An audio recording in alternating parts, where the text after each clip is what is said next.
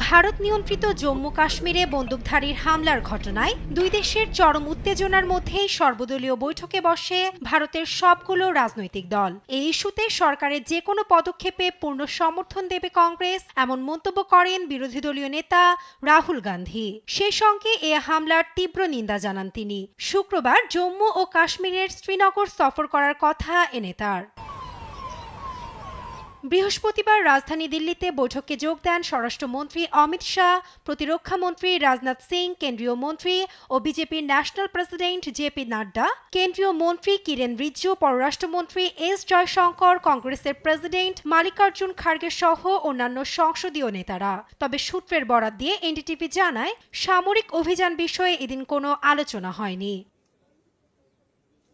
এ সময় সম্মিলিতভাবে সংযম বজায় রাখার আহ্বান জানান জম্মু কাশ্মীরের মুখ্যমন্ত্রী ওমর আবদুল্লাহ।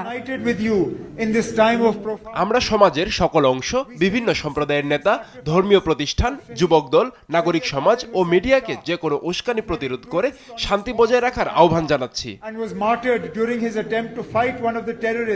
সাংবাদিকের প্রশ্নের জবাবে কংগ্রেস প্রধান মল্লিকার্জুন খার্গে জানান, সরকার কাশ্মীরের শান্তির লক্ষ্যে কাজ করবে। আমরা চাই যত তাড়াতাড়ি সম্ভব জম্মু ও কাশ্মীরে শান্তি ফিরে আসুক। অঞ্চলটিতে শান্তি বিরাজ করা জরুরি। আমরা একথা সরকারকে জানিয়েছি। কর্তৃপক্ষ বলেছে তারা সংশ্লিষ্ট সকল ব্যবস্থা গ্রহণ করবে। এদিকে চলমান টানাপোড়েনের মধ্যে সিন্ধু চুক্তি বাতিল বিষয়ে পাকিস্তানকে আনুষ্ঠানিকভাবে অবহিত করেছে দিল্লি। পাকিস্তানের পানি সম্পদ মন্ত্রণালয়ের সচিব সৈয়দ আলী মুর্তজাকে পাঠানো চিঠিতে উল্লেখ করা হয়, জম্মু ও কাশ্মীরকে লক্ষ্য করে পাকিস্তান সন্ত্রাসবাদ অব্যাহত রেখেছে। সমাধানের লক্ষ্যে ইসলামাবাদ আলোচনায় বসতে অস্বীকৃতি জানানোই চুক্তি লঙ্ঘন হয়েছে বলে উল্লেখ করা হয়। আল জাজিরাকে দেয়া এক সাক্ষাৎকারে পাকিস্তানের প্রতিরক্ষা মন্ত্রী খাজা আসিফ জানান, ইসলামাবাদের সন্দেহ কাশ্মীর হামলা একটি মিথ্যা পতাকা অভিযান ছিল।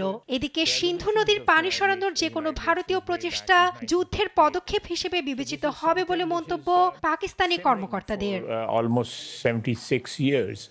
ভারত ও পাকিস্তানের নেয়া পাল্টাপাল্টি পদক্ষেপে দেশ দুটিকে সর্বোচ্চ সংযম দেখানোর আহ্বান জানিয়েছেন জাতিসংঘ মহাসচিব অ্যান্তোনিও গুতেরেস। বৃহস্পতিবার মধ্যরাতে জাতিসংঘ মহাসচিবের মুখপাত্র স্টিফেন দুজারিক জানান, জাতিসংঘ মহাসচিব প্রতিবেশী দেশ দুটির পরিস্থিতি গভীরভাবে পর্যবেক্ষণ করছেন।